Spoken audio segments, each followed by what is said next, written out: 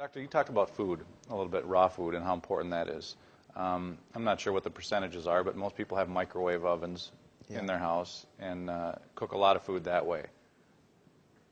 Is that good? It's the best way to kill yourself really, really fast. You can even do a test. Microwave water, let it go cold so you don't think the heat did it. And you have your flower pots, 2 flower pots with the same flower, bought at the same shop. And one you water with regular water, and the other you water with microwave water. The one you water with microwave water is dead in 3 to 7 days. Dead. Not minusculely growing. No, it's done. Then the military started to, for reasons to get food faster warmed up for our military, they tried microwaved food. After 3 days, they had to stop because everybody was throwing up, dizzy, and nauseous. The microwave is basically destroying every food value that's in the food and turning it into a toxin. So everything out of the microwave is highly toxic. And the food value is completely zero.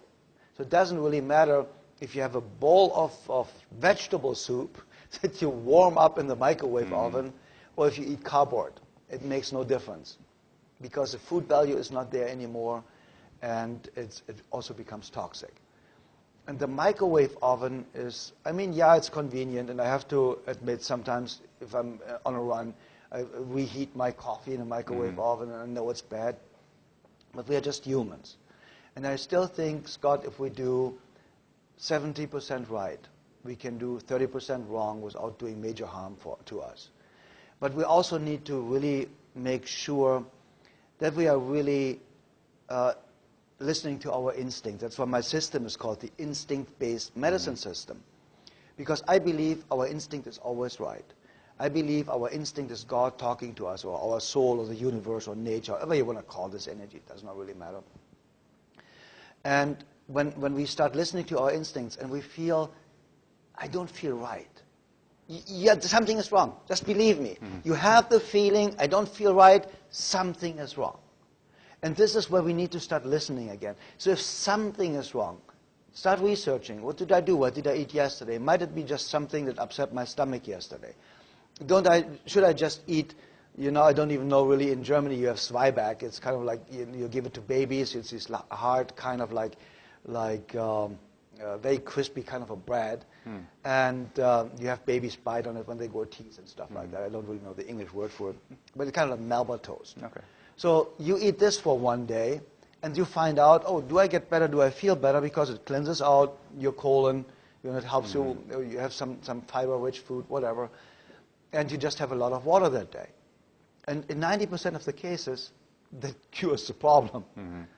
But always grabbing a pill because something is wrong just covers the symptom, and you will never find out the root cause, because my instinct-based medicine system is only about the root cause.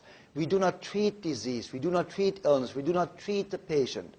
We are just identifying the root cause and helping the person to eliminate the root cause. And the symptoms just fall off.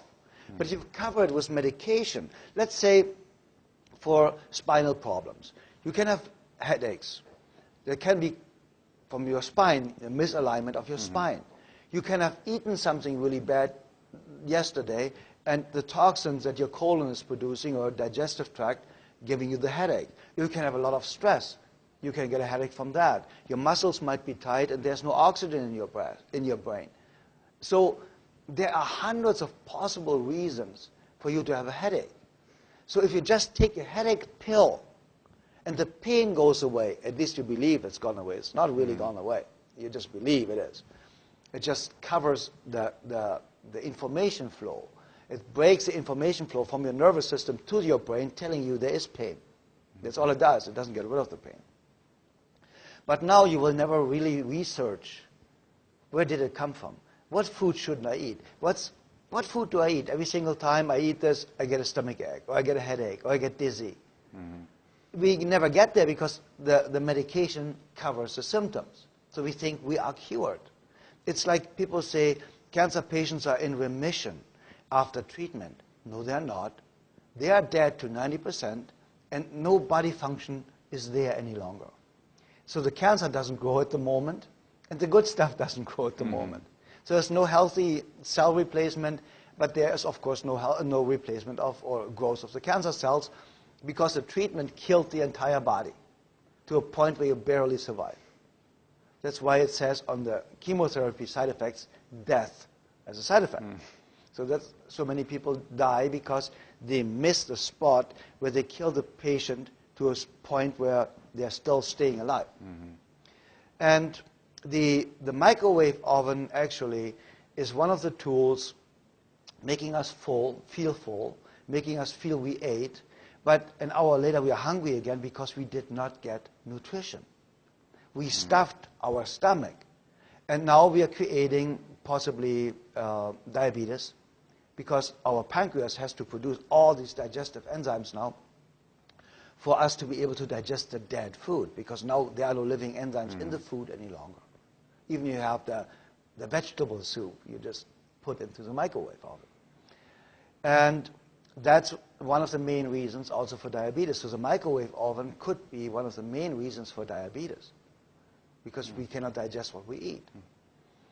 And I mean, eventually the body gets rid of it, but it's a huge effort for the body to get rid of microwave food. So basically, Scott, the microwave oven is not something we should use. I mean, in an emergency situation, once in a while, I don't really think it does a big harm to us. But if I would not feel right, I would not do one single thing wrong, I would be fanatic about drinking a gallon of water a day with half a teaspoon of pink salt in it. I would be fanatic in a raw food diet. I would juice like crazy. You know, and people don't understand you can really detoxify your system with apple, carrot, celery juice in the morning, freshly made, of course, 1/3 each. If you're really highly toxic, you really get diarrhea. And people think it's a bad thing. No, it's not. You are so toxic that the body is using the first opportunity to get rid of the toxins in an instant. It's just flushing you out. So it just tells you how toxic you are. And that, Scott, is something that is really unbelievably phenomenal, that you can ruin your body for 30, 40 years. And you do for a couple of weeks the right thing, and we are healthy again. This is so phenomenal. My message of hope, you know, people say, you give people hope. Yeah, I give people hope because I know, I have seen it happen. I have seen people coming into my office saying, I have 3 months to live, 6 months to live, 9 months to live. My own mother had 6 months to live with hepatitis C, liver cirrhosis, and liver cancer in a terminal state. 6 months to live 42 years ago. And as you know, my mom is still alive today and the healthiest person in the world. And I can tell you that because I've seen it. The most important part is you need to talk to people that are producing results or produced results on a consistent basis. Never talk to somebody like a economy professor that never made $1 million in his life teaching you in university how to be rich. That's absurd.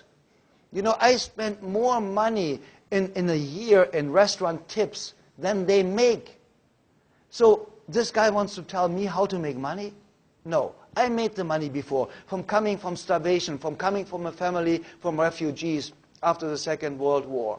And I knew what it means to have nothing to eat, because there were days where we had nothing to eat. So I made my success. I made my money. I wrote 19 best-selling books. If you want to write a best-selling book, talk to me. I wrote 19 of these. I have worked with over 66,000 patients. If you want to know how to work with patients, ask me. So the point is, talk to people who did it. Talk to a patient who was sick and got healthy. Talk to somebody that weighed 400 pounds and now is slim and skinny and fit and healthy and strong. That's the person you talk to. Not a doctor whose lifespan statistically is the shortest of all professions. The doctor has a lifespan, an average of 56 years of age, the highest abuse rate of alcohol, the highest abuse rate of drugs, and the highest rate of suicide. This is a person you want to ask how to be fit, healthy, and strong for the next 140 years? No. You ask somebody who is doing it. You go to somebody that's 100 years old and plays soccer with his great-great-grandchildren, and you say, how in the world did you do that? And that makes a difference. So we need to talk to people They have done it before, and they are producing results. And to conclude this, stay away from the microwave oven. And if you have children, throw the microwave oven out of the window, because they are microwaving everything, and they are killing themselves.